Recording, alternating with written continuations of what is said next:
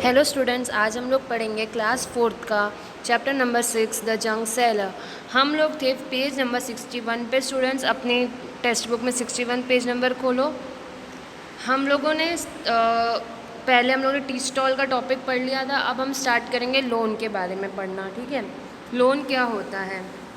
I thought of starting my own business. अब इन्होंने सोचा था कि मैं ना एक अपना खुद का बिजनेस खोलूँगी। I thought I should open a bangle shop और अ टेलर शॉप। उसने सोचा था कि मैं तो चूड़ियों की दुकान खोलूँगी या तो फिर टेलर की दुकान खोलूँगी। But my uncle said that we have could earn a lot by opening a junk shop. लेकिन उसने बोला कि हम लोग ना जंक शॉप मतलब रद्दी का शॉप खोल के भी बहुत पैसा कमा सकते हैं। इन 2001 माई मदर इन लॉ मतलब उसकी सासू माँ ने बोला I open a junk shop, और उन लोगों ने रद्दी का दुकान खोला। We took a loan of ₹8,000 for the shop. उन लोगों ने 8,000 का लोन लिया था शॉप खोलने के लिए। लोन मतलब क्या होता है, जो हम लोग गिरवी पे पैसा लेते हैं ना, ब्याज पे पैसा लेते हैं, उसे हम क्या कहते हैं, loan. Okay, now find out what is loan. अब लोन होता क्या है, ठीक है, तो हम लोग को पढ़ लेते हैं। और हैव पहले हम पढ़ते हैं what is loan. Loan is an amount of money that borrowed often from a bank. एक लोन जो होता है ना, वो एक मनी का अमाउंट है जो कि हम लोग बैंक से लेते हैं and has to be paid back usually together with an extra amount of money. हमको वापस बैंक को देना होता है कुछ एक्स्ट्रा अमाउंट के साथ पे करके। जितना तुमने लिया है ना, उससे कुछ बढ़ा के तुमको बैंक को अमाउंट पे करना पड़ेगा, उसको हम कहते हैं loan. Okay, now have you have heard of someone taking a loan for what. तुम लोगों ने कभी सुना है कि लोन किसी ने लिया है और किस चीज़ के लिए लिया है? तो yes, I have heard a person took a loan for to start his shop. Shop खोलने के लिए किसी ने तुम्हारे जानने में लोन लिया, ये तुम जानते हो। Next, how much loan was taken. कितना लोन लिया स्टूडेंट्स? तो हम लोग लिख देंगे ₹10,000। ये आपको सपोज करके लिखना है। ओके, 10,000 का लोन लिया। How much money was paid back. तुम लोगों ने कितना मनी वापस दिया होगा उन अंकल ने? 11,000 वापस दिया होगा, क्योंकि ब्याज भी तो भरना पड़ेगा, तो 1,000 रुपये का ब्याज था। Hariya and Babu want to buy a hand card for ₹300। अब हरिया और बाबू को हैंड कार्ड मतलब कि जो हाथ से बनी हुई चीज़ें होती हैं ना, वो बेचनी थी 300 रुपये में। हरिया is taken a loan of ₹300 from a bank. हरिया ने पैसा लिया बैंक से 300 का फॉर 6 मंथ के लिए। आई will pay ₹51 every month to the bank. वो बोला कि मैं ₹51 हर महीने भर दूंगा। बट बाबू ने क्या लिया? I have taken a loan of ₹300 from Chunnilal. Chunnilal से लिया इसने, बैंक से लिया, लेकिन उसको कितना भरना पड़ेगा? 360 रुपये भरना पड़ेगा एक साथ। हु हैज़ टू पे बैक मोर। कितना रुपया किसको ज़्यादा भरना पड़ेगा? देखो, टोटल मनी हरिया को कितना भरना था? 6 × 51 कर देंगे, क्योंकि 6 महीने का था और एक महीने में उसको 51 करना था। तो 51 को 6 से मल्टीप्लाई करके देखते हैं। तो 51 × 6, 6 × 1 = 6, 6 × 5 = 30। तो 306 रुपीज़ उसको 6 महीने में भरना पड़ेगा। और बाबू को कितना बैक करना पड़ता है? बाबू को 360 और इसको 306। तो किसको ज़्यादा करना पड़ा बैक पे?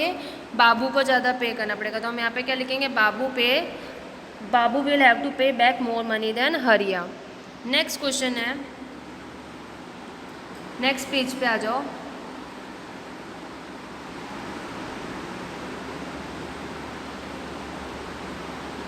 नेक्स्ट पेज पे क्या बोल रहे हैं? People laughed and teased us about our work. बहुत सारे लोग उनको छेड़ते थे, मजाक उड़ाते थे, उनको बोलते थे गंदा काम, डर्टी बिजनेस, गंदा business. But I did not think so.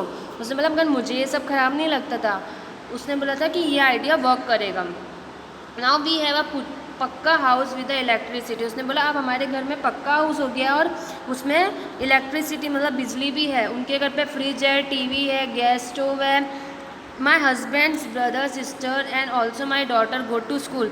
सब लोग स्कूल भी जाते हैं, काम पे भी जाते हैं। अब I have 9 rickshaws of my own. उनके पास 9 रिक्शा भी है खुद के।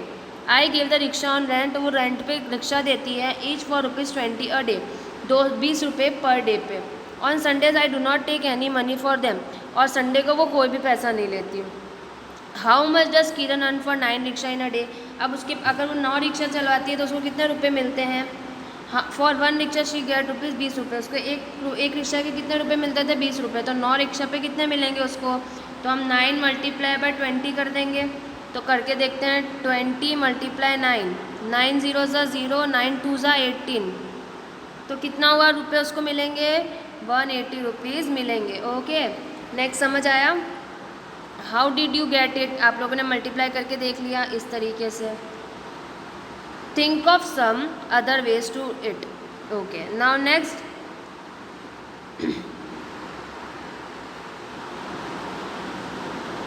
But I find this easier. उसको ये ईजियर लगा। 10 rickshaw she will get 20 into 10। उसको 10 रिक्शा के उसको 20 इंटू 10 करेंगे तो 200 रुपये मिलेंगे। और 9 रिक्शा के कितने मिलेंगे स्टूडेंट्स? 200 में से आप 20 माइनस कर लो, क्योंकि 20 आप रुपीज़ देते थे, तो 180 आपके हो जाएंगे। आप ऐसा भी करके कर सकते हो और आप डायरेक्ट 9 इंटू 10 20 करके भी कर सकते हो, आपकी मर्ज़ी है। ठीक है, नेक्स्ट क्वेश्चन पे चलते हैं। In a week how much does Kiran earn from 1 rickshaw? एक रिक्शा से वो एक हफ्ते में कितना कमा लेगी? तो एक हफ्ते में 7 दिन होते हैं, 7 इंटू 20 करेंगे तो 20 इंटू 7 करके देखते हैं। 7 ज़ीरो ज़ा ज़ीरो, 7 टू ज़ा 14, तो 140 रुपये मिलेंगे उसको एक वीक के। समझ आया? अब आपको यहाँ पे सिंपल मल्टीप्लाई करना है। 2 6 ज़ा 12, 26 ज़ा 320। आप मल्टीप्लाई करके देख सकते हो। 6 टू ज़ा 12 होता है, 12 लिख दिया और एक ज़ीरो आपको ऐड कर देना है। आप 120 कर सकते हो डायरेक्ट। 3 इंटू 42 करोगे तो कितना आंसर आएगा स्टूडेंट्स? 126। 4 इंटू 8 करते हो तो 4 1 ज़ा 4, 4 2 ज़ा,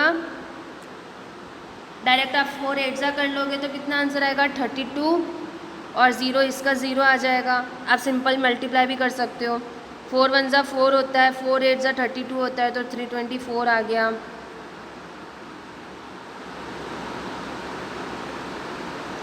फिर 9 इंटू 25 करोगे तो कितना आएगा? 225। 31 इंटू 9 करोगे तो कितना आएगा? 279। इसके लिए आपको टेबल बहुत अच्छे से आनी चाहिए स्टूडेंट्स। आई होप आपको मल्टीप्लाई समझ में आ गया हो।